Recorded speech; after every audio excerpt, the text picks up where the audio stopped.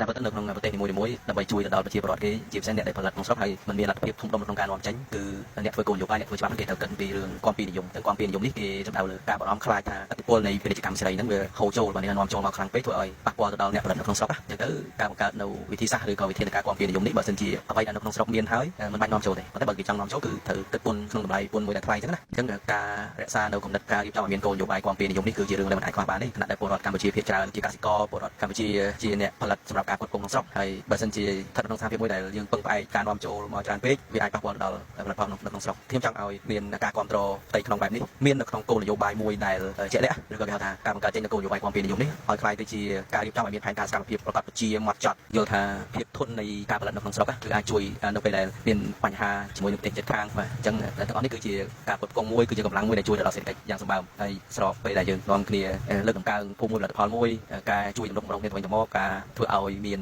និរន្តរភាពហើយក្រៅពីនោះដែរការអនុវត្តឬក៏ជំរុញនៅសកម្មភាពគាំពារនិយមនេះច្បាស់ជាបានរួមចំណែកមួយនៅពេលដែលការនាំចូលខ្លះដែលមានបញ្ហាជាឧទាហរណ៍ថាបើសិនជាបន្លែត្រីសាច់នៃប្រទេសជិតខាងនឹងមានបញ្ហាជាមួយនឹងការជាប់ខ្លួនទៅនឹងសារធាតុគីមីច្រើនហួសហេតុដែលគេមានការភ័យខ្លាចនឹងការផលិតនៅក្នុងស្រុកដើម្បីផ្គត់ផ្គង់ក្នុងស្រុកក៏ជាជម្រើសមួយដែលជួយដល់កសិករបានច្រើនបាទ